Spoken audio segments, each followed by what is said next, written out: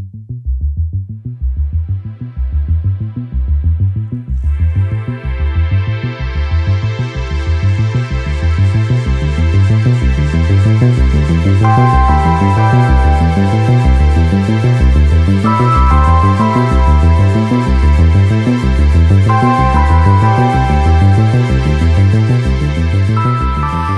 nombre de Radio Universidad de Chile y de la Comisión Chilena de Derechos Humanos, queremos darle la bienvenida al inicio de este ciclo de foros donde vamos a procurar complejizar la mirada sobre los derechos humanos. Esta actividad está llegando a quien está viendo, escuchando, leyendo a través de múltiples formatos, porque es al mismo tiempo una actividad que estamos haciendo con público en la sala máster de Radio Universidad de Chile. Estamos transmitiendo en directo además a través de nuestra señal en streaming, en Radio TVU Chile.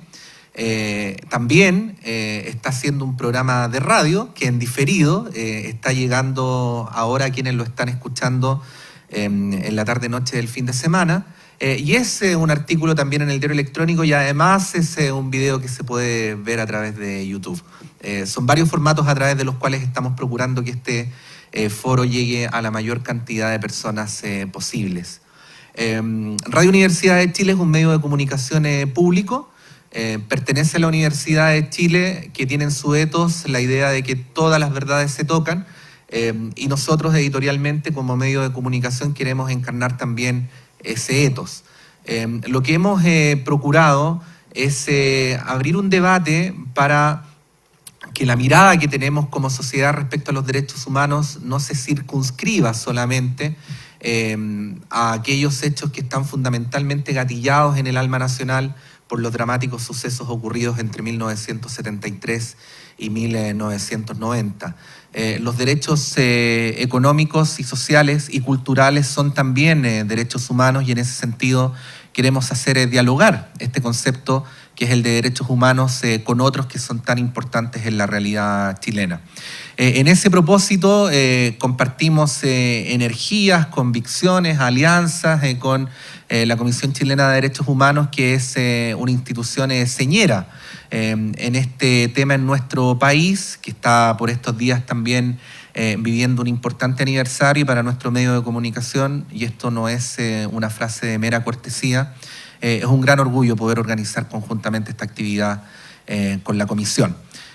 Vamos a partir el día de hoy con un foro sobre derechos humanos y soberanía. Es evidente que la elección del tema está vinculada con los acontecimientos de las últimas 48 horas, el fallo de la Corte Internacional de Justicia, pero antes de entrar a ello, para continuar con los saludos iniciales institucionales, quiero dejar con ustedes al presidente de la Comisión Chilena de Derechos Humanos, el abogado Carlos Margota. Bueno, muchas gracias, Patricio, y muchas gracias a la Radio Universidad de Chile, que nos brinda esta posibilidad de abordar reflexivamente y en forma de debate temas de interés general, pero desde la perspectiva de los derechos humanos. Efectivamente, nosotros estamos cumpliendo 40 años de existencia y dentro de nuestra misión institucional está la de no solamente defender los derechos humanos, sino también promoverlos y promover una sociedad democrática fundada en los derechos humanos. Y para tal efecto es necesario abordar diversos temas que son y deben ser de interés de la ciudadanía porque tocan sus vidas cotidianas, pero siempre desde una perspectiva de un enfoque de derechos humanos. Queremos hacer en este ciclo de conversatorio un aporte en esa dirección, porque creo que hay un anhelo mayoritario. La experiencia vivida durante 17 años de dictadura, con la política de exterminio, con lo que eso significó en materia de vidas humanas y dramas por doquier, tiene que no solamente ser un hecho del pasado, sino que algo que nos invite a imaginarnos una sociedad distinta, una sociedad donde los valores que procura la Declaración Universal de Derechos Humanos y los demás instrumentos internacionales que dieron lugar después del año 1948, sean como el eje central del soporte de la sociedad a que aspiramos. De manera que muy complacido de hacer una contribución en esa dirección. Sí, vamos a dar inicio entonces al primer foro de este ciclo. Como decíamos, el tema de hoy es el vínculo, el debate, la reflexión entre derechos humanos y soberanía, y para ello vamos a darle la palabra y la bienvenida al periodista León Pascal, quien va a moderar esta mesa y además se va a presentar a nuestros destacados expositores del día de hoy.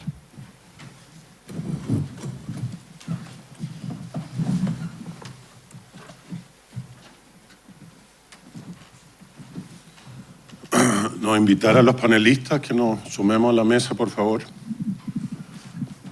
Ya.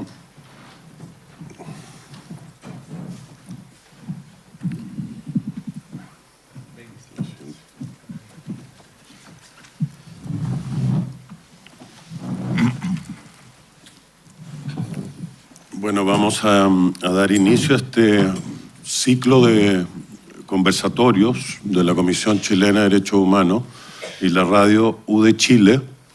Este panel, que va a ser el primero de varios que se van a ir suscitando, tiene por nombre Soberanía y Derechos Humanos. A continuación les voy a presentar a nuestros panelistas invitados. Estamos con Nancy Yáñez, que es directora del Centro de Derechos Humanos de la Facultad de Derecho de la UD Chile. Así que bienvenida, Nancy. Estamos también con el vicepresidente de la Comisión Chilena de Derechos Humanos, Manuel Jack, que ha hecho un esfuerzo porque les cuento que está con la garganta súper mala, pero no quería faltar a este compromiso y está acá. Y por último tenemos a Gabriel Gaspar, que es abogado y que fue ex subsecretario de Defensa, ¿ya? Entonces, no sé, nos gustaría partir con usted, Manuel, como vicepresidente de la Comisión Chilena, con respecto a qué opinión tiene la Comisión de Derechos Humanos sobre el tema de la soberanía. Bueno, muchas gracias, León. Gracias por esa consideración al estado de mi voz. Quiero saludar a los auditores y particularmente a los panelistas que hoy día están participando en esta reflexión. A Nancy Yáñez, quien ha trabajado durante tanto tiempo en el tema de los derechos humanos y principalmente los pueblos originarios, y Gabriel Gaspar, con el cual ya nos conocemos desde la época de la Facultad de Derecho de la Universidad de Chile. Frente a la pregunta que tú formulas, León, efectivamente el tema de la soberanía alude directamente a la forma como nosotros desarrollamos el campo de los derechos humanos. Si uno quisiera remontarse al concepto mismo de la soberanía, a la profundidad del sentido de la palabra, inevitablemente uno tendría que pensar que se está refiriendo a la autodeterminación. Soberano finalmente es quien es la autoridad máxima que resuelve y decide, es la voz del decidor. Y la pregunta entonces cuando se habla de soberanía y de derechos humanos es, ¿efectivamente los pueblos están siendo soberanos para decidir su destino? Esa es la gran pregunta que a nosotros nos debería convocar. Si los pueblos deciden su destino, los pueblos están decidiendo su destino, pero ¿en qué sentido deciden su destino? ¿Es una decisión que solamente aborda a una protección territorial que señala el campo de lo nacional? ¿O es una soberanía efectivamente real que alude a la capacidad de un pueblo de decidirse soberanamente su destino en términos políticos y en términos económicos? En términos políticos, eso tiene que ver si el pueblo colectivamente ha sido manifestación de voluntad para determinar los destinos que rigen como pueblo y como nación. Y en este sentido Chile tiene una deuda pendiente, inevitablemente y muy grande, porque efectivamente nosotros como Chile hemos hecho, y en ese campo la Comisión Chilena de Derechos Humanos ha planteado que no es posible llegar a una autodeterminación en la medida que no se recupere la soberanía que fue arrebatada de la época más terrible, que es la dictadura.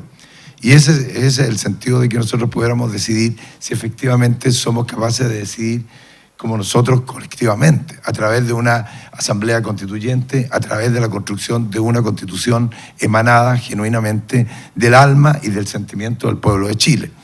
Y solamente porque creo que el panel nos va a dar permiso para dialogar sobre, tiene que ver con el aspecto de la soberanía económica. una soberanía económica donde efectivamente en un mundo de la globalización, hoy día los recursos económicos esenciales que se destinan para satisfacer las grandes necesidades de un país no es posible hacerlo.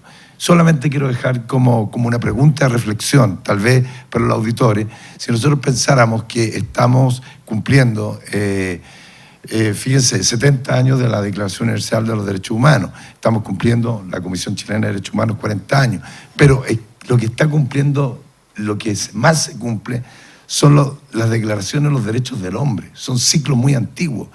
Y en este sentido, la pregunta es la modernidad. La modernidad ha resuelto las promesas que generó. Y ahí nosotros inevitablemente nos encontramos con una modernidad que prometió la igualdad, la libertad, la relación con el medio ambiente, la fraternidad, y nosotros tendríamos que decir sinceramente que las promesas de la modernidad no llegaron. Y por eso es razonable y entendible ver en la muralla de los grafitis de las grandes ciudades, principalmente América Latina, alusiones como el futuro ya no es lo que era, diciendo el futuro no llegó, las promesas de la modernidad no llegaron. Entonces, el tema pendiente que nosotros tenemos que hacer es cómo trabajamos efectivamente para permitir que la soberanía de los pueblos sea efectivamente la manifestación real del sentimiento de lo que colectivamente piensa como unidad social y popular. Y en este sentido creo que nosotros tenemos que plantear que acto soberano es cuando los pueblos efectivamente deciden su destino. Esa sería como mi primera reacción frente al tema de la soberanía y derechos humanos. Y por lo tanto plantea que para la Comisión Chilena de Derechos Humanos está lo que se dijo al comienzo en la presentación del director de la radio.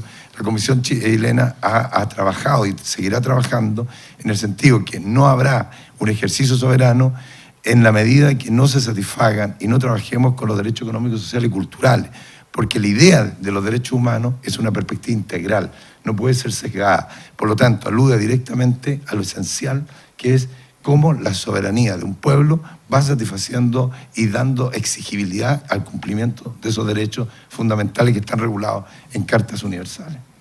Perfecto.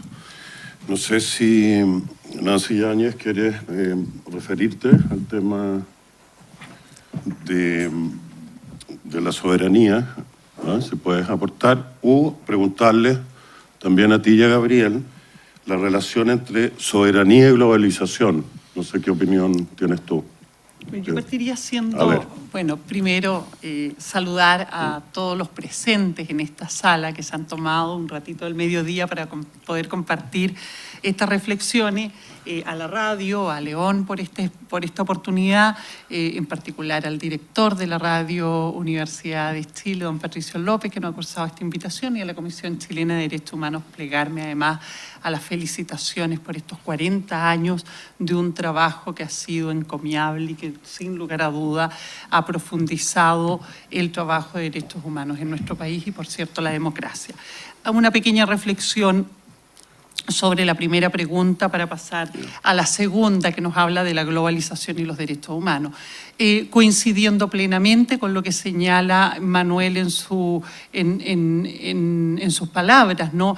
Evidentemente Chile ha confiscado la soberanía popular en la medida de que el acto que funda nuestra comunidad política, que es la Constitución, no tiene su origen en un acto democrático de ejercicio de la soberanía por parte del pueblo. A lo largo de nuestra historia, los chilenos no hemos tenido la oportunidad de poder ejercer la soberanía popular por medio de una asamblea constituyente, la que ha quedado persistentemente delegada a determinados grupos en donde evidentemente no está representada la mayoría de la población, ni mucho menos la diversidad que representa nuestra sociedad desde sus orígenes hasta la fecha. No obstante ello, me parece relevante hacer énfasis sobre, bueno, cuáles son las obligaciones que el Estado y la sociedad chilena tiene hoy día de cara a la problemática soberanía y derechos humanos. Y por lo tanto creo que no hay que obviar lo que dice la Constitución, no obstante el sesgo no obstante los sesgos de autoritarismo que tiene la Constitución y, por cierto, que su pecado de origen que la transforma en un texto no legítimo a la luz de un análisis desde la perspectiva de la soberanía.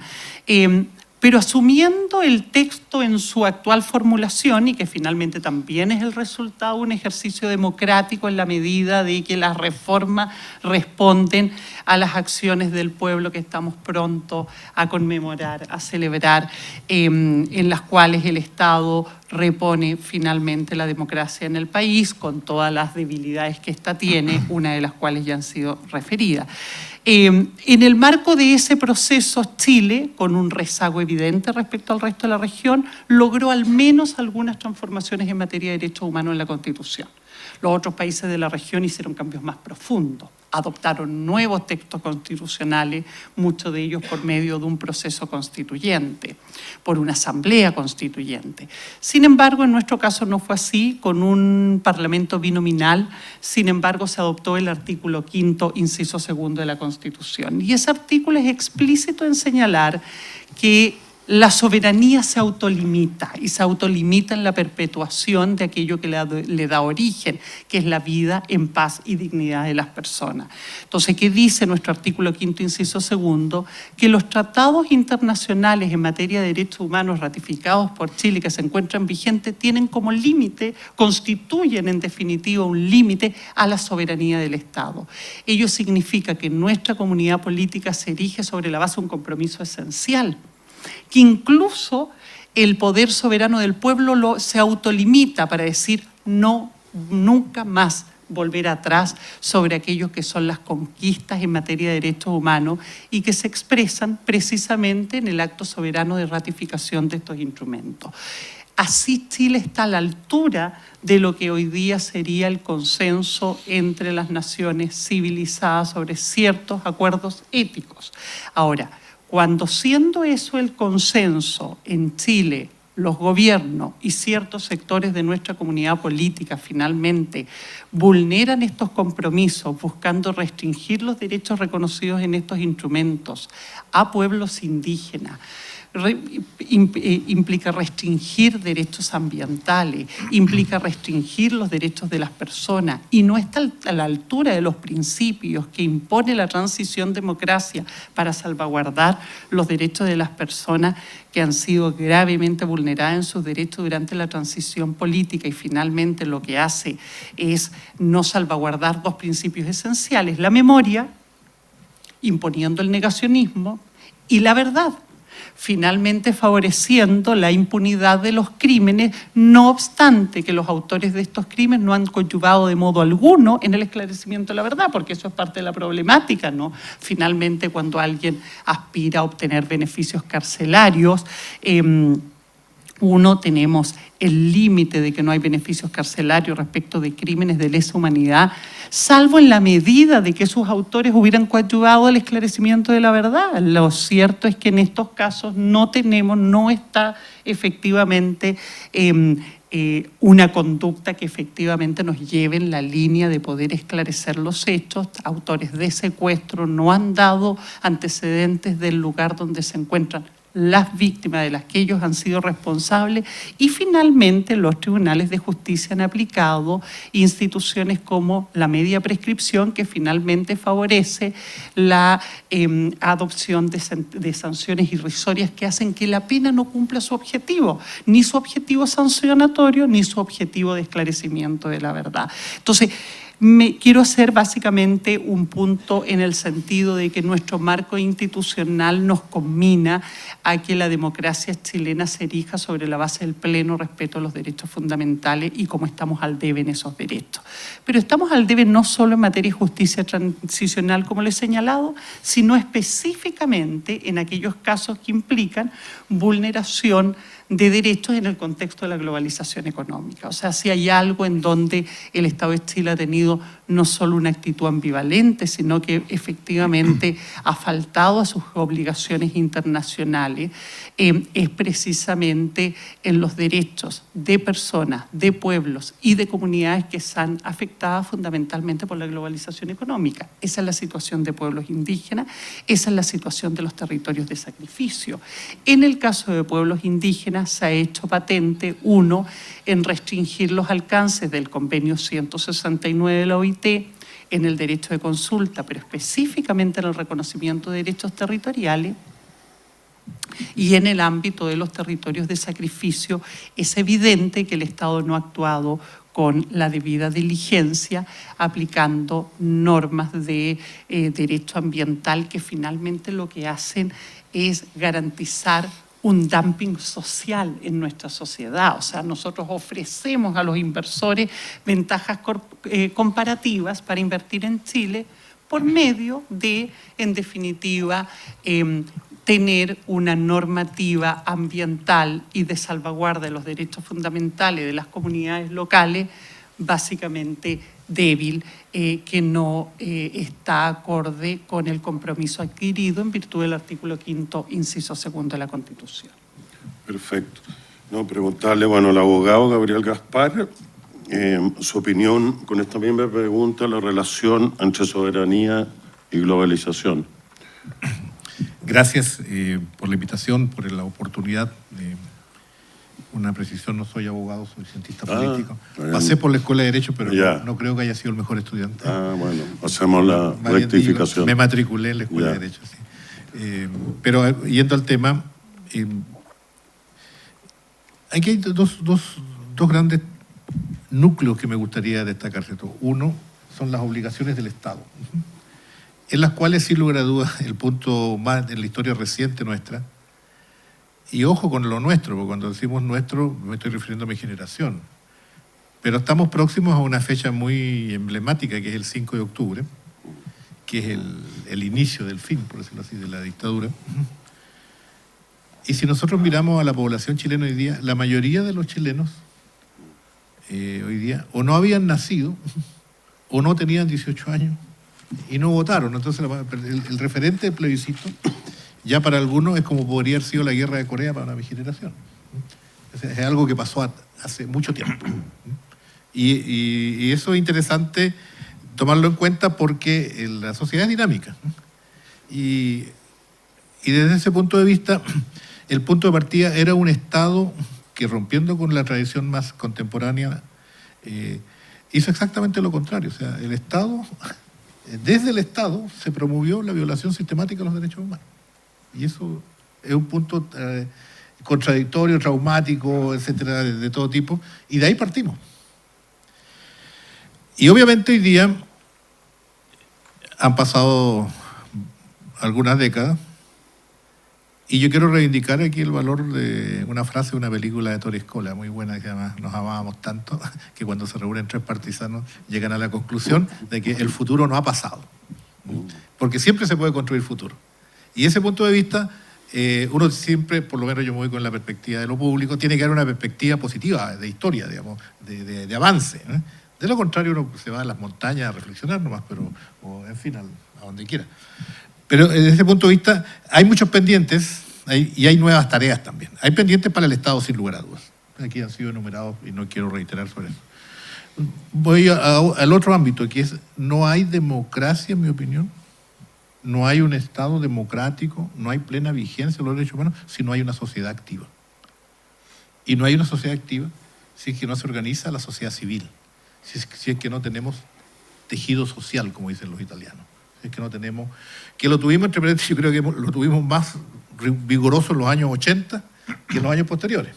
Precisamente, gran parte de la reanimación democrática que permitió el triunfo y la ruptura democrática del 88, fue que teníamos un poderoso movimiento social organizado, territorial, de organizaciones de todo tipo, un sindicalismo que a patadas se hacía escuchar, movimientos estudiantiles, las propias organizaciones de derechos humanos que eran perseguidas pero igual existían.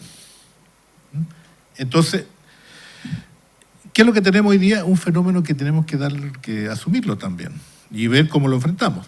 Y es una creciente individualización de la sociedad. La transformación de la sociedad, por muchas razones que quizás es largo explicarlo, pero tenemos cada vez una sociedad impregnada de valores muy individuales, de movilizaciones, mejor dicho, de no movilizaciones. Inclusive con esto afectan hasta las tecnologías. Porque hoy día nosotros tenemos una nube muy activa, unas redes sociales muy dinámicas y muy baja participación. Y esto porque, según me explican algunos de los que se dedican a estudiar esto, porque se crea hasta un fenómeno de una participación virtual. Hay gente que emite 10 tweets al día, coloca tal cosa en Facebook, ¿cierto? Promueve cosas por Instagram y dice, yo ya participé. Y después, y no vota, no se organiza, ¿no? Entonces, hasta su participación, entre comillas, es virtual. Y eso explicaría las sorpresas que nos dan algunos procesos recientes. Comentábamos a propósito de América Latina, porque Manuel viene llegando de Brasil. En Colombia, hace algunos años, todos querían la paz. Todos estaban de acuerdo con las negociaciones de paz. Sin embargo, cuando vino el plebiscito, se le ofreció la alternativa de apoyarlo o no, ganó el no.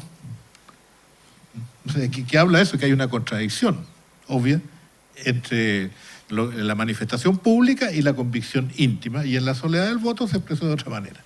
Y todos decían que Mr. Trump no era el candidato más obvio, que no iba a ganar, que era pintoresco, pero ganó.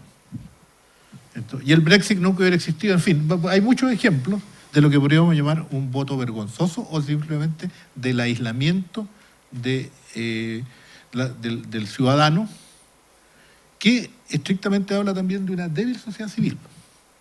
Por tanto, el mensaje tiene que ser, yo creo, de doble carril, hacia el Estado, de la responsabilidad pública, pero también horizontal, hacia la sociedad.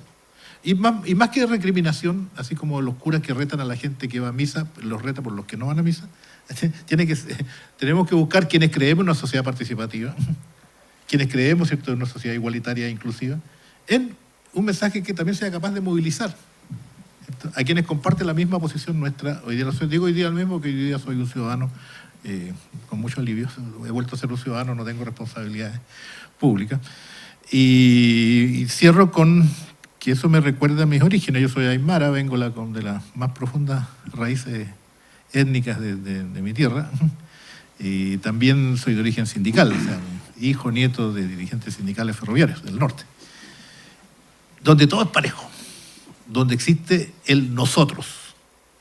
Me acuerdo que mi viejo me decía, mira cabro, a nosotros no nos van a ayudar los gringos, no nos van a ayudar los ricos, no nos van a ayudar los curas, solamente nosotros podemos defendernos.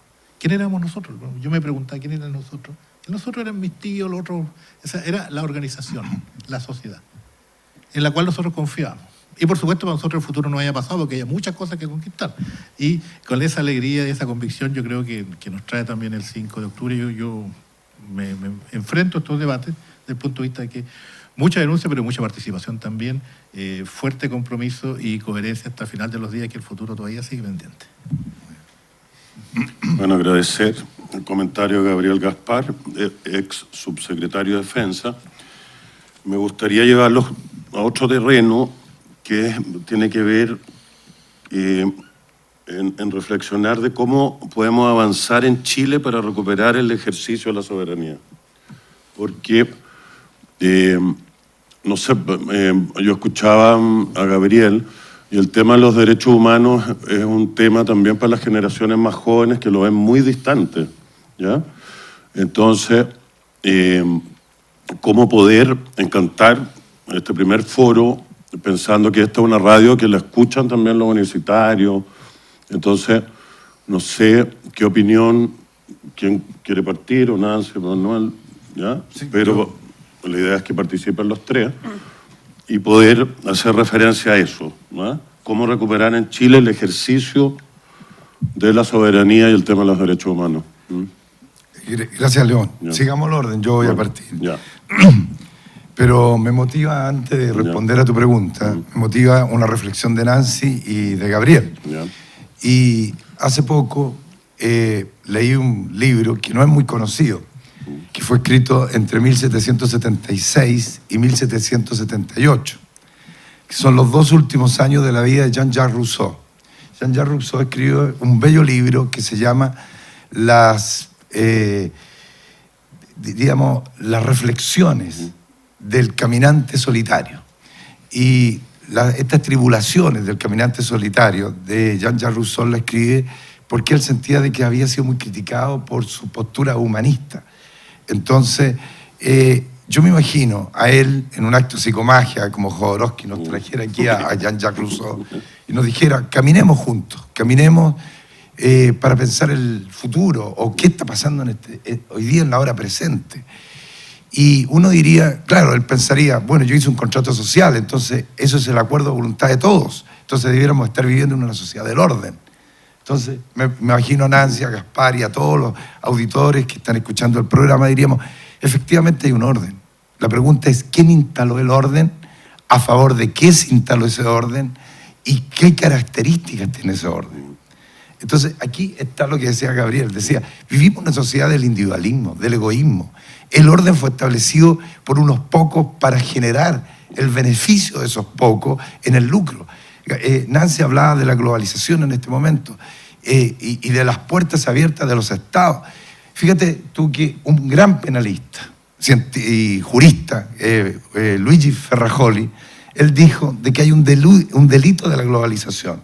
¿A qué alude con el delito de la globalización? Al decir lo siguiente. Hoy día los estados y los países no definen quién invierte. O sea, no son los países los que decían, queremos que invierta tal o cual empresa, sino que son las grandes transnacionales, las grandes corporaciones transnacionales invierten ¿dónde? En aquel país que les coloca menos restricciones y menos limitaciones en términos ambientales, en términos de las condiciones de la satisfacción de los derechos humanos. Entonces, obviamente que ese es un fenómeno que nosotros tenemos que denunciar. Y yo diría, efectivamente, con lo que dice Gabriel, de esta película hermosa, si no me equivoco, Vittorio Gassman es uno de los protagonistas, ¿verdad? Sí. Hugo Tognazzi, Vittorio Gassman, estos amigos que se juntan y piensan en el futuro.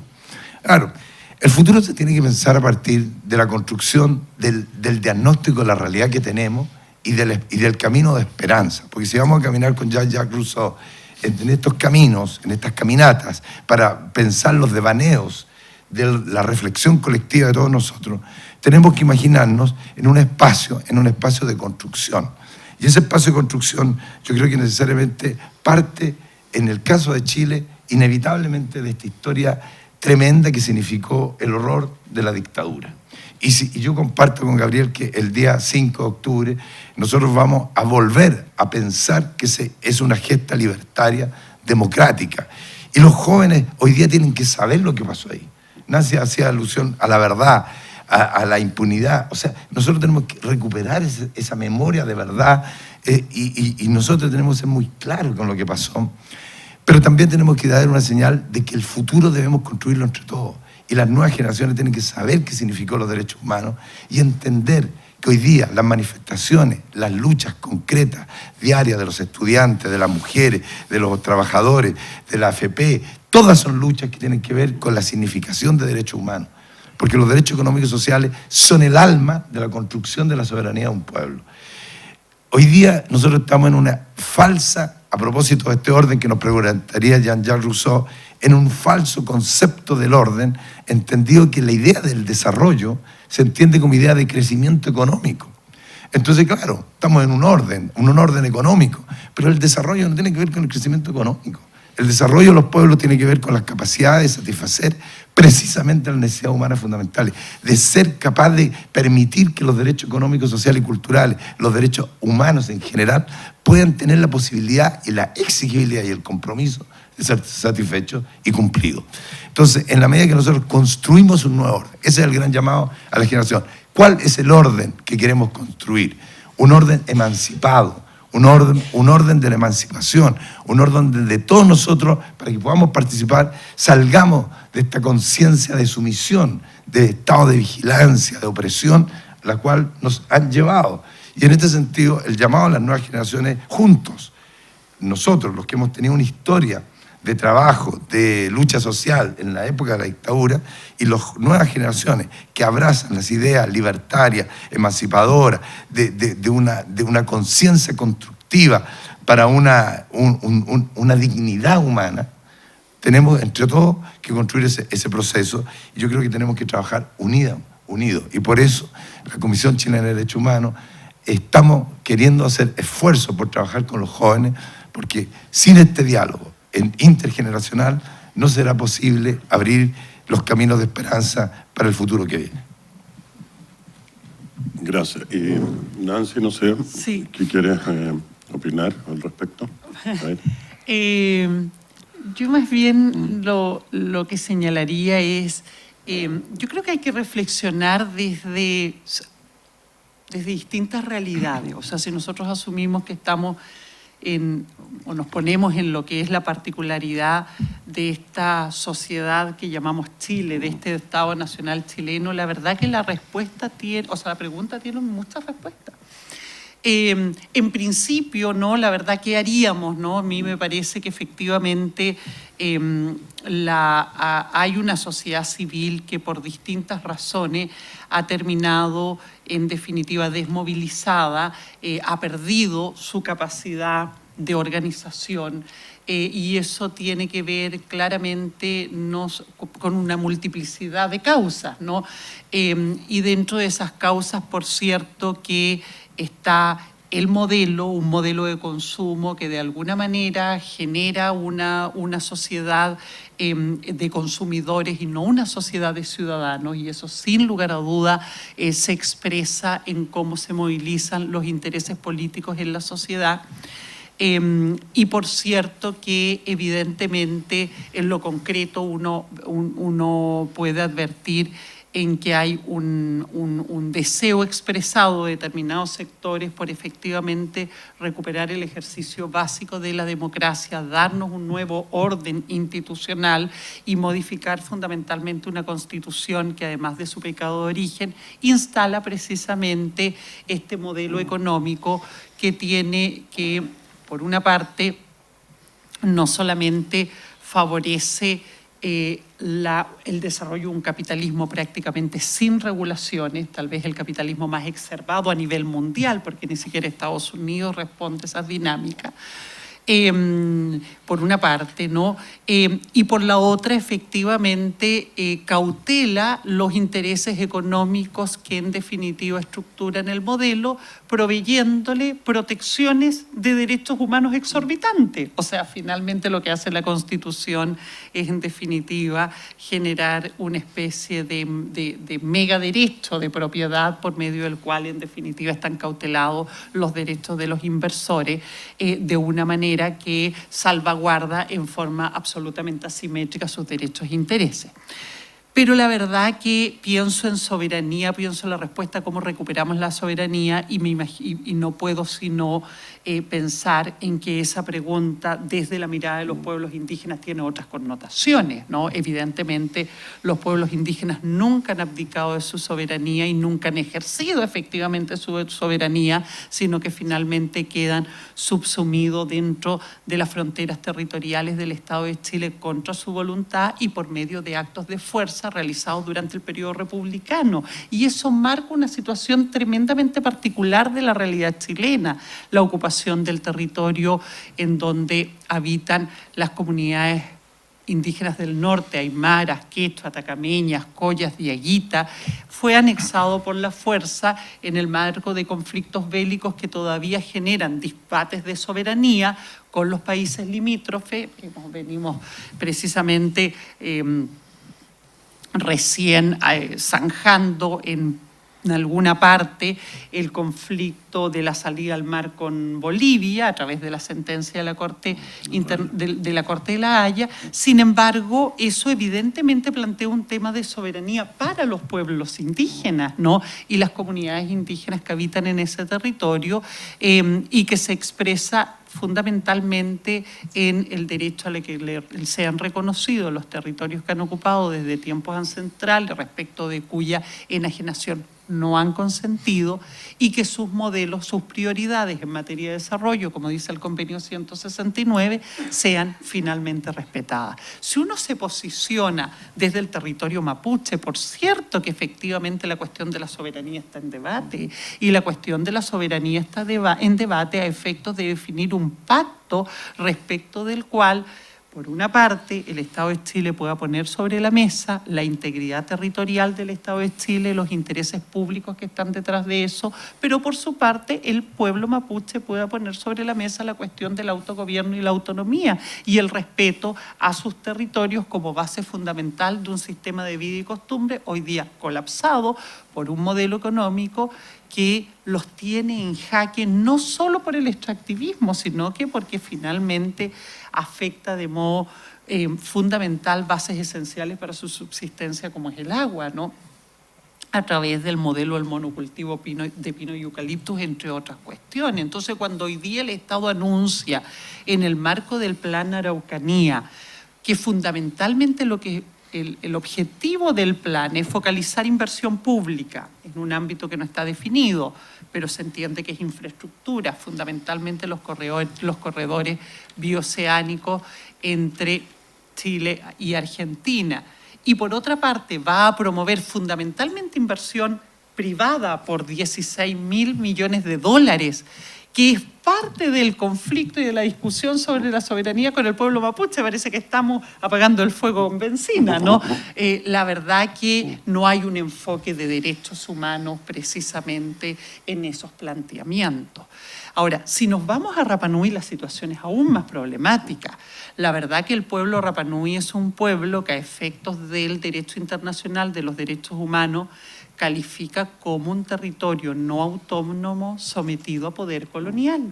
Y es precisamente el Estado de Chile, la potencia metropolitana, que ejerce vínculos coloniales con el pueblo Rapa Nui, porque ahí se aplica precisamente la teoría de las aguas azules, que dice, mire, un pueblo que se encuentra sometido al poder de otra potencia en la que no ha consentido o en donde los indicadores de derechos humanos que salvaguardan en definitiva la integridad de ese pueblo y su autodeterminación no están satisfechos a cabalidad, es un Estado sometido a poder colonial. Y ahí la cuestión de la soberanía aparece de manera tremendamente brutal para decir, mire, aquí se están levantando en definitiva discursos que atentan contra la seguridad nacional, porque ponen en riesgo la integridad territorial del Estado, porque amenazan la soberanía del Estado de Chile, debilitan la gobernabilidad del Estado, etcétera. La verdad que los estudios demuestran que mientras mayores niveles de reconocimiento de estos derechos, mayor paz social hay, porque el pacto político se sustenta sobre uno consensuado, ¿no?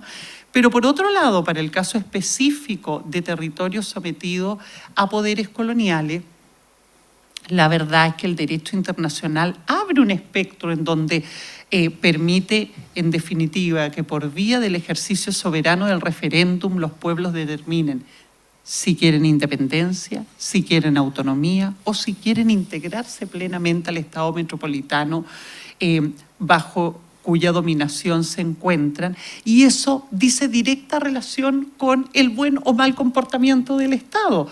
O sea, las Islas Cook jamás han querido independizarse de Nueva Zelanda. Muy por el contrario, han ido adquiriendo niveles crecientes de autonomía sobre la base de un acuerdo de libre asociación entre las Islas Cook y Nueva Zelanda. Para el caso chileno y para el caso Rapa Nui, la verdad que Policarpo Toro generó un acuerdo de libre asociación en el año 1888, que es el acuerdo de voluntades, por medio del cual se establece o se regula la relación entre el Estado de Chile y el pueblo Rapa Nui. Que si fuera efectivamente nuestro acuerdo, nuestro tratado de Waitangi, a la usanza de la relación entre el pueblo maori y el Estado de Nueva Zelanda, o de los tratados históricos con los cuales se regula la relación de los pueblos indígenas y el Estado en Canadá, por cierto que tendríamos una relación mucho más democrática y respetuosa de los derechos. Me parece, y con esto voy a cerrar, que la cuestión de la soberanía también impone una discusión distinta y de los consensos mirado de los territorios de sacrificio. De hecho, yo habito en uno de ellos, soy pobladora, soy ciudadana de la comuna de Tiltil. Y represento a la comuna de Tiltil hoy día en un ámbito muy complejo del ejercicio de sus derechos, ¿no? El Plan Regulador Metropolitano de Santiago determina que en la región metropolitana no pueden haber residuos peligrosos. Es un plan regulador que está sometido además a procesos de deliberación participativa.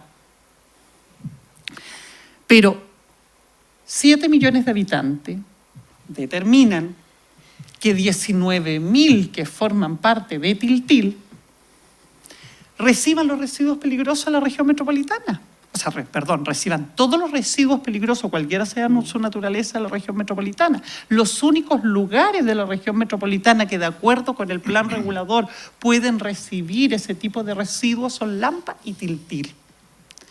Entonces, ahí hay un ejercicio, en definitiva, de la soberanía en donde las minorías están subordinadas a las mayorías. Y eso implica que el debate de los derechos humanos requiere, en definitiva,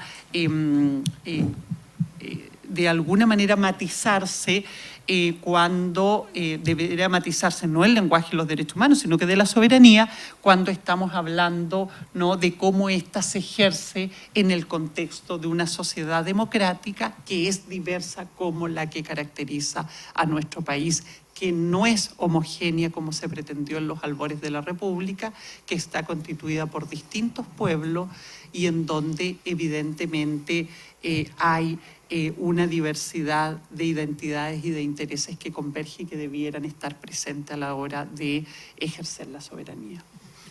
No, agradecerle. Bueno, Nancy me estaba acordando de los Rapa Nui que están actualmente en una pelea que ellos quieren que se les nombre como ellos se consideran culturalmente, no como pascuenses, no como Isla de Pascua, porque ese es un nombre que fue impuesto en una fecha cuando las raíces de ellos, que realmente, o sea, los Rapa Nui es otra realidad, inclusive se refieren a los del continente, ¿eh? No se consideran en cierta forma chilenos. Bueno, pero invitar a Gabriel, tenemos después por el tema del tiempo una última pregunta, ¿ya? Así que bueno, si quiero opinar con respecto a esto y... No sé si la última pregunta nos cambia de tema o... Sí, pero es un tema muy interesante, ¿ya? Porque si quiere... Si quiere, entremos en la pregunta porque yo de repente ¿ya? tengo otro... Ya, perfecto. La última pregunta es la relación entre soberanía y los tratados de libre comercio. Preguntarle si los afecta o no. Que es un tema... Buena pregunta, okay. Porque hilo algo que está... Ya. Porque hay que asumir algunas realidades del mundo moderno, ¿no? O sea, la economía se globaliza, eso nos guste o no, y no se basa, y eso no emerge del comercio, sino que emerge de las formas productivas, ¿no? Y eso tiene que ver con una dinámica que en los últimos años se expresa en una revolución científico-técnica, la cual seguimos viviendo. O sea, ni nosotros ya trabajamos en la forma que trabajaban hace 20 años, ni los que vienen van a trabajar igual como trabajamos hoy día. La robótica ya está a la vuelta de la esquina y la inteligencia artificial se viene. Puede que nos guste, puede que nos incomode, pero se viene. Entonces eso es un dato. El tema es hasta dónde, muchos dicen que aquí hay visiones ideológicas, aquí hay una ideología como distorsión de la realidad. La ideología tiene varias definiciones. Piensan que por esa vía el mundo, el libre mercado va a generar democracia casi automáticamente, y el resultado no es así. El libre mercado lo que genera es concentración de ingresos, y si no hay regulación simplemente puede pasar que una sociedad, entre comillas, produzca más pero viva peor, por decirlo de alguna manera, que es un poco lo que nos ha pasado a los chilenos, ¿eh? Nosotros, si me permite una digregación, hoy día miraban bienes materiales. Probablemente hoy día vivimos mejor que hace 20 años, o sea, si lo miramos, el número de televisores que hay por hogar, el número de celulares que hay en la ciudad, el número de automóviles, en fin, los indicadores materiales, ¡pum!, vamos por arriba, vivimos mejor. Pero si nos vamos a otros indicadores, como es uso del tiempo libre, cantidad de horas que pasamos en el trabajo, calidad de vida en las ciudades, en fin, eso cada vez se ha ido deteriorando, o sea, vivimos mejor y la pasamos peor, es como una contradicción.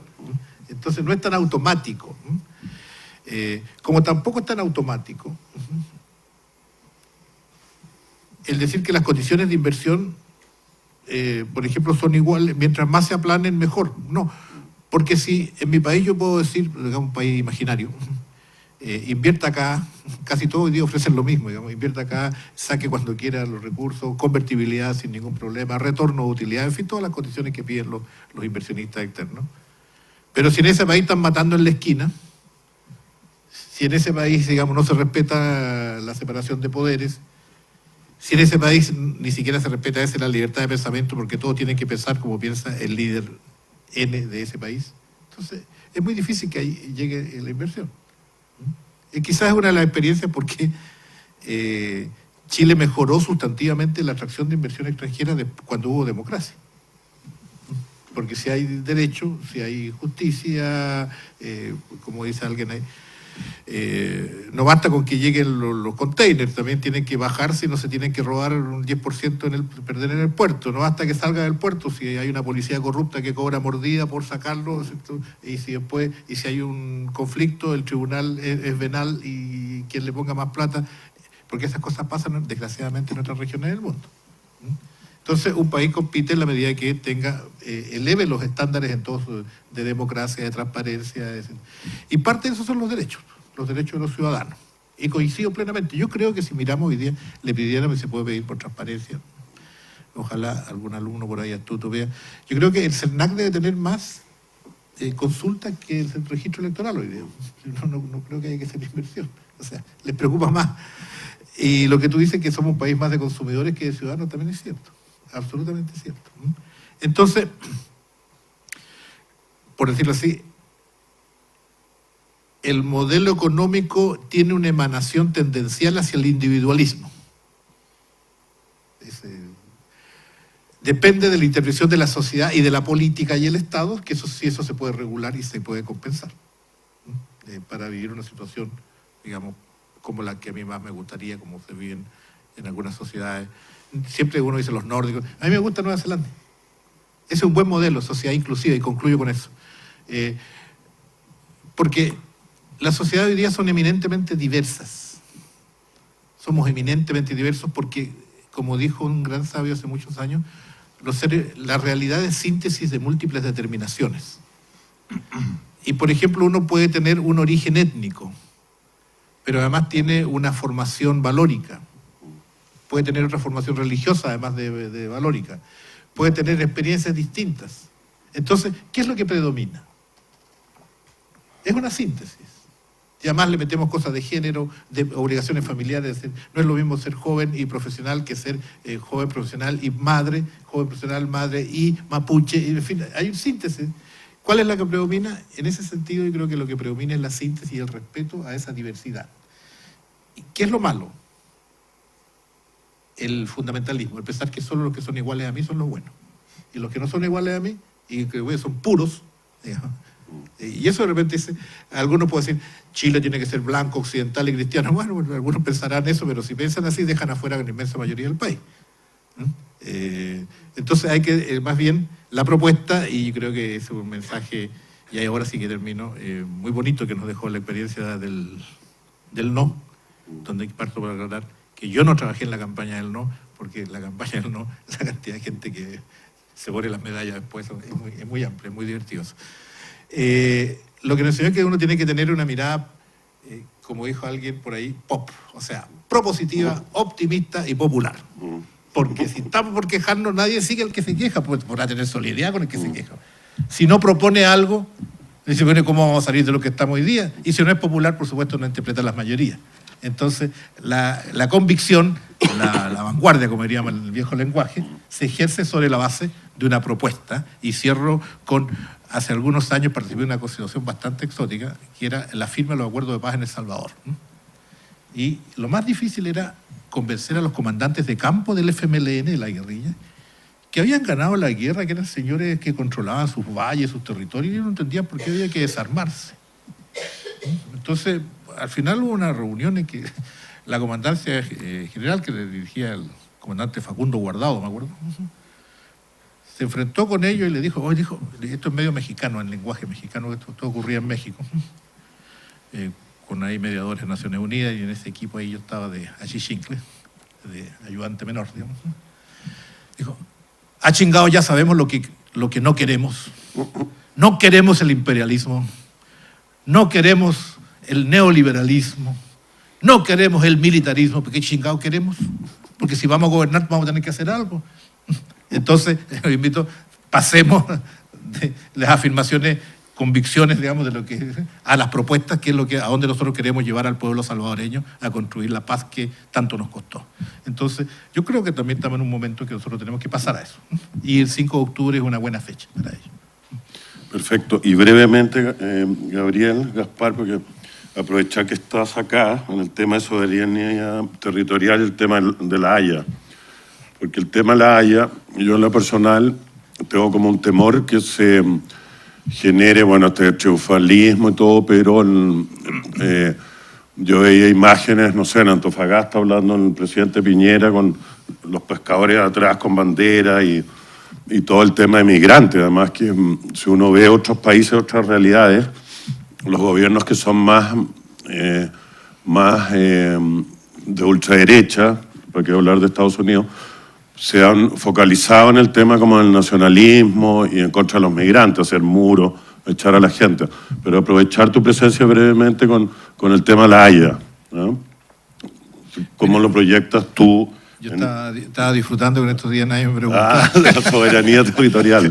¿Ya? Pero yo diría una Después sola le vamos a cosa. pasar a los panelistas. Diría una sola cosa. Obviamente hay una victoria jurídica nuestra. Es un momento, se cierra una etapa, pero yo no diría que se cierre el problema. Eso dependerá de cómo evolucione la relación entre ambos países. Pero sí me queda algo muy claro. Hay que tener templanza en la victoria. No hay que sobreactuarse. No hay que, ni menos, injuriar, porque con ocasión de esto salieron buenas pasiones, pero también brotaron otras que prefiero ir en la línea de lo que tú señalabas. Al contrario, que hay una oportunidad para construir de nueva forma la relación.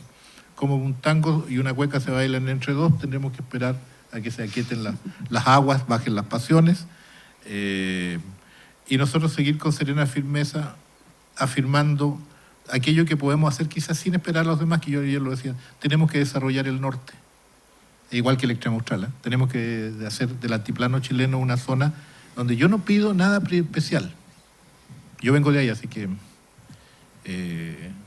pero creo que los habitantes de la zona norte no vamos a poblar el altiplano, no vamos a hacer eso una zona desarrollada, con al menos si no disponen de garantías, de niveles de infraestructura, de servicio, de tecnología, similares a las que gozamos los que vivimos en la región metropolitana.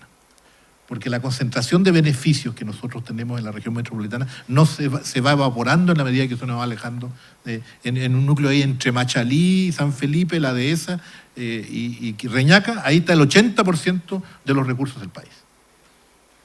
Entonces nosotros tenemos que hacer de Arica una ciudad de medio millón de habitantes, de Punta Arenas una ciudad de 300.000 habitantes, de Williams un puerto que nos dé entrada a la Antártida, y eso no lo vamos a hacer si que no colocamos la prioridad. Otro tema que también tiene que ver con los derechos más regionales, la equidad regional, la igualdad entre los chilenos, que no hay chilenos de segunda porque nacieron en provincia, ¿cierto? Y chilenos de primera porque nacieron en la ciudad, porque además en esta gran ciudad también hay segunda y primera dentro de la misma ciudad. Entonces al final termina siendo un grupito el que concentra todos los recursos. Por el puerto de Mejillones y de Antofagasta hacerle más de 1/3 del Producto Interno Bruto de Chile. Y me contaba el alcalde que ahí no queda ni una Coca-Cola, ni se toman los camioneros que llegan porque es casi todo automatizado. Entonces los recursos hay que repartirlos, hay que crear una equidad de desarrollo regional, y en la medida que el Liceo de Visvire, el Colegio de Putre tenga recursos, si nosotros ahí a los niños le podemos regalar un laptop, tenemos recursos para eso, pero si no lo conectamos a la nube, ¿de qué sirve? Y si nosotros tenemos ahí buenas condiciones, buenos colegios, buenas carreteras, buenos servicios, obviamente vamos a irradiar una influencia benéfica, cooperativa y amistosa, y que pueda cambiar las percepciones que desgraciadamente se han instalado producto de los resabios del siglo XIX. Gracias. para el cierre, si quieren, ya, porque estamos en el tiempo, o hace referencia a la pregunta anterior con los tratados de libre comercio o Sí, yo creo que un tema abierto. yo creo que el tema de la globalización, donde incluyes tú los tratados, yo creo que tiene que ser visto en la perspectiva de la globalización con una relación con el concepto de la hegemonía. Porque obviamente la globalización es un dato de la realidad, existe y tiene que seguir existiendo. El problema es cómo se estructura la globalización. Y hay dos áreas centrales en el campo de la globalización. El área de la globalización comercial y la globalización de los derechos humanos. El problema es que lo que no puede pasar es de que la globalización comercial domine y aplique su lógica de intercambio negando la existencia de los grandes tratados de derechos humanos. O sea, más bien, al contrario, la operacionalidad del intercambio comercial debiera estar sustentado en la gran carta de navegación que significa el arquetipo de las convenciones, de los tratados de derechos humanos. Porque ese es el acuerdo universal de la humanidad precisamente para proteger a la humanidad. Y en ese sentido yo creo que hay un divorcio, que tenemos que estar alerta, porque en la trilogía del príncipe, el mercader y el ciudadano, inevitablemente el mercader se apropió de los estados, se instaló el lucro y negó y ha invisibilizado al ciudadano. Y por eso se transformaron en consumidores, porque es lo que quiere el mercader que haga, el lucro que es lo que se haga. Entonces nosotros tenemos que recuperar la capacidad de la ciudadanía como soberano. Y por eso es tan importante en relación a esta temática que colocaba Nancy, de la pluralidad de los pueblos originarios, es que nosotros como país avancemos lo que ha avanzado en los otros países latinoamericanos, en lo que se ha llamado el nuevo constitucionalismo, es decir, el espacio de la plurinacionalidad. La plurinacionalidad, o sea, pero eso requiere que nosotros en Chile hagamos una asamblea constituyente. Y ese es el camino, que hagamos una asamblea constituyente donde demos y establezcamos los reconocimientos a los distintos pueblos, como lo ha hecho Bolivia, como lo ha hecho Ecuador, y que nos dignifiquemos como una gran plurinacionalidad. Y eso requiere discutir y no dejar de hacerlo. Porque lo peor sería que decimos, no, que el tema constitucional ya está resuelto. No, el tema constitucional es central para garantizar el ejercicio soberano y para que efectivamente la ciudadanía recupere su poder de construir la sociedad entre todos. Y en este sentido, yo diría que la globalización siempre tiene que estar atenta a resguardar, a proteger los grandes acuerdos internacionales, los grandes tratados, los grandes derechos humanos. Nosotros tenemos, porque la Declaración Universal de los Derechos Humanos no es solo la Declaración Universal de los Derechos Humanos, es el arquetipo en conjunto de los nuevos pactos, los pactos civiles, sociales y políticos, los pactos de derechos económicos, sociales y culturales, las grandes resoluciones de Naciones Unidas. En fin, hay una gran carta, una gran arquitectura de derechos humanos que han sido levantados por la humanidad para defender la humanidad. No puede ser, a propósito de casos concretos, que hoy día, en el caso de Petorca, por decirlo, se me ocurre ahora, se extraiga por un grupo de personas la agua del río, se seque el río, se deje sin ese derecho humano fundamental del agua para el aprovechamiento de la riqueza de unos pocos empresarios vinculados a un poder. No se puede permitir eso, ni mucho más. Entonces ahí es donde hay que levantar la voz de los derechos humanos y decir, no, los derechos humanos son prioritarios. Nosotros estamos sí al desarrollo, pero un desarrollo basado en la protección y la garantía de los derechos económicos fundamentales que la humanidad ha consensuado como la carta de navegación para ser realmente dignos y soberanos. Perfecto. ¿Alguna opinión del fallo de La Haya que pueda? Porque a los tres les vamos a preguntar, ¿ya? Bueno, de los tratados y del fallo de La Haya, ¿ya? Sí, que creo que es contingente. Yo comparto con Gabriel. Yo creo que el fallo de La Haya, lo peor que puede pasar para Chile es la soberbia. Yeah. Lo peor que nos puede pasar es una soberbia, ganamos y empecemos en una lógica triunfalista. Yo creo que lo peor que nos puede pasar a Chile es el nacionalismo exacerbado. Yo le tengo mucha atención a los fascismos sociales que se instalan y se inspiran en un nacionalismo para excluir a los migrantes, para negar la pluralidad. Eso no puede ser. Yo creo que el fallo La Haya nos obliga a nosotros a pensar como una sociedad de hermanos. O sea, América Latina es fraterna. Nosotros tenemos que pensar cuál es la mejor forma de dar efectivamente un espacio final de salida a una demanda que es latinoamericana finalmente. Es una realidad y nosotros tenemos que ver cómo avanzamos a generar como pueblo una acción fraterna para que efectivamente ese es un tema que pueda ser resuelto con hermandad, con fraternidad y con un sentido de latinoamericanismo. Gracias, Manuel. Nancy, el tema de los tratados y...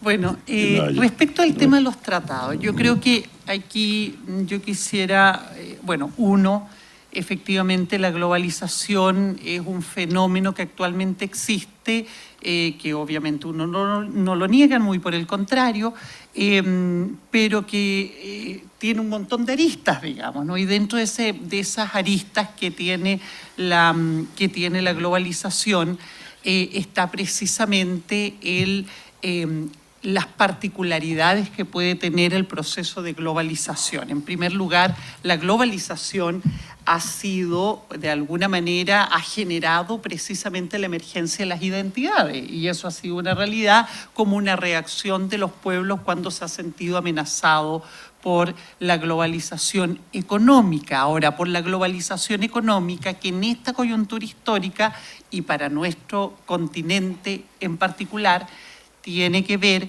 con una globalización económica extractivista. Y yo creo importante hacer el eje en este punto, porque nosotros ya hemos vivido momentos de globalización económica fundadas en el extractivismo que han significado una debacle económica para nuestros países porque no han generado una extrema vulnerabilidad respecto a los mercados internacionales y el valor de de los recursos naturales considerados como mercancía en los mercados internacionales.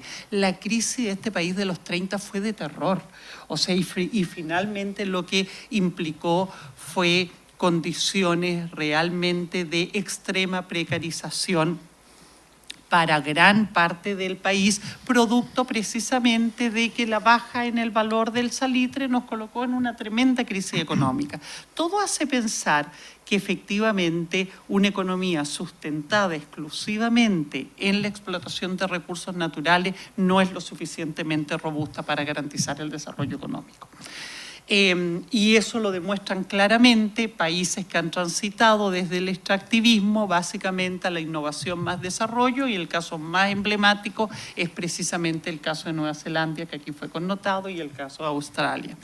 Hace un par de días atrás tuve ocasión de participar en un taller por medio del cual una consultora contratada por la Unión Europea hacía una evaluación respecto al tratado del Acuerdo de Cooperación Chile-Unión Europea, que responde además a esa otra generación de tratados que buscan no solamente promover generar condiciones para el libre comercio, sino que por otro lado también generar relaciones de integración y por lo tanto abre espacios para mejorar el marco regulatorio en materia ambiental y de derechos humanos y por la otra favorecer el libre comercio. Mi impresión es que ahí gran parte del foco fue puesto precisamente en los ámbitos del libre comercio y no en los otros, en circunstancias que es precisamente la oportunidad que la Unión Europea, que en la lógica de la integración nos lleva años de ventaja, ¿no? Precisamente impone para todos los países de la Unión un marco regulatorio en temas ambientales que es común y nadie cuestiona que se está vulnerando la soberanía de los estados. La Directiva Marco Europea del Agua se aplica a todos los países, les impone la obligación de establecer planes hidrológicos de cuenca que impidan situaciones como las que nos señalaba Manuel. Entonces yo esperaría aprender de la Unión Europea con esas experiencias. Pero sobre todo, el tema que estuvo puesto en la mesa es que, mire, pero en realidad aquí no hay grandes impactos de esta revisión, porque lo que queda liberalizar de la economía es solo el 10%. Pero es liberalizar el 10% de la economía manteniendo el extractivismo. Y yo dije, mire, yo esperaría que pasemos a otra generación. O sea, que realmente la integración con Europa no sea que se lleven el litio en una caja, sino que esa caja sea una batería de litio y que efectivamente generemos en definitiva las alianzas que nos va a permitir asegurar que vamos a tener litio para las futuras generaciones, que vamos a aumentar en forma significativa, ¿no?, el valor de un recurso estratégico en el cual tenemos una posición de mercado inmejorable. Entonces, cuando finalmente la lógica es globalización y versus la imposición del extractivismo sin regulaciones, es colonialismo, porque es el mismo modelo Potosí, ¿no? Y no hemos avanzado nada, con una condena finalmente a quedar un poco a medio camino del desarrollo. Ahora, por otro lado, en el ámbito de la regulación y de la globalización, por cierto que es indispensable generar condiciones que permitan hacer una revisión de la globalización respecto a cuáles son, en definitiva, los marcos regulatorios, una globalización fundada en las ventajas comparativas. Porque es cierto que efectivamente somos una sociedad globalizada y en buena hora que lo seamos, ¿no? En buena hora que seamos una sociedad globalizada, porque efectivamente eso permitiría el libre tránsito del capital y el libre tránsito de las personas y por lo tanto deberíamos tener una aspiración en que esta lógica, ¿no?, que podría a lo mejor permitirnos que el mapa del mundo no esté tan cargado hacia el hemisferio norte, ¿no? Entonces, mi propuesta, y en eso quiero ser propositiva, no es, ok, revisemos efectivamente la globalización a la luz de una orientación que nos permita ir de la línea del desarrollo y, por lo tanto, cuando hablamos de abrir, de poner nuestros recursos naturales en los mercados internacionales, hagámoslo en perspectiva de poder salir de las barreras que impone una economía basada en la exportación de materias primas, por una parte.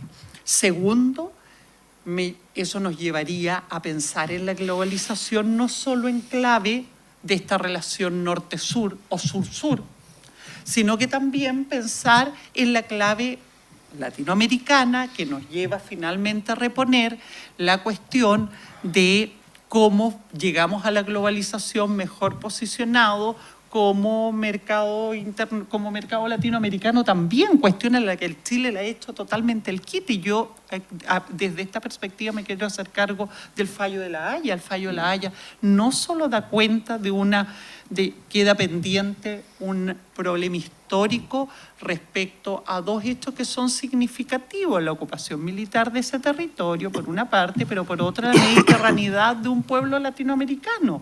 Entonces, la cuestión de la mediterraneidad lleva precisamente a buscar soluciones regionales a esas problemáticas que no, en definitiva, pues, que apliquen un principio de derecho internacional que es clave, que es el principio de cooperación entre las naciones, y que en esa región es muy importante porque ahí permanentemente está en juego esto de la cooperación, ¿no? Ya se señalaba, si uno piensa en los hitos tripartitos, en los hitos tripartitos se genera todo el comercio local. En los hitos tripartitos efectivamente las comunidades más alejadas acceden precisamente a servicios en las fronteras de Bolivia y en las fronteras de Perú.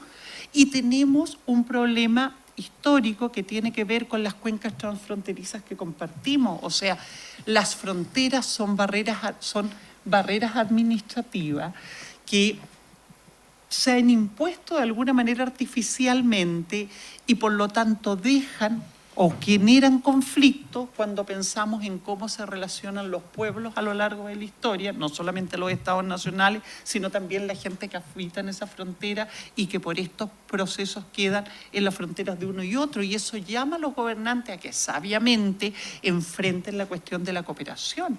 Hoy día, la economía en Arica, que ha estado tremendamente devastada, o sea que Arica ha sido precisamente una región que ha estado muy abandonada, se dinamiza por el comercio con los países limítrofes.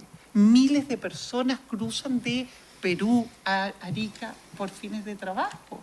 Y y ni siquiera por migración permanente, sino que hay una relación transfronteriza permanente que llama a que las autoridades desde acá, que desconocen en general, nosotros como santiaguinos desconocemos esa realidad trinacional que se vive en esos territorios, efectivamente este fallo de La Haya no lleve a exacerbar lógicas de fronteras como barrera, sino que más bien lógicas de frontera como espacios de integración y de cooperación globalizadores con respeto de los derechos. Bueno, agradecerle a nuestros 3 invitados, panelistas, a este primer ciclo, ¿no? O sea, la inauguración de un ciclo de conversatorios que vamos a tener con interesantes temas y organizados por la Comisión Chilena de Derechos Humanos en alianza con la radio UD Chile. Invitar a todos los ciudadanos a que vayan el viernes 5 a las 5, ¿ya?, a una gran actividad que va a ser del No, porque ahí están representados los derechos humanos, el mundo indígena, el mundo de la cultura, y es una actividad abierta, gratuita, y creo que es importante celebrar los 30 años de esta democracia, a veces imperfecta, pero que hay que seguir puliendo. Así que muchas gracias. Muchas gracias. Es en Avenida Bulnes, frente a la Moneda, con Cóndor, va a estar el escenario principal. Van a estar grandes agrupaciones, Iyapu, Quilapayún, Inti-Illimani, Santa Fe y una serie, Banimare Malucha Pinto, Ana María Gasmuri, va a estar Alejandro Goich, el mundo de la cultura, el mundo de los derechos humanos. Eso, gracias. Muchas gracias.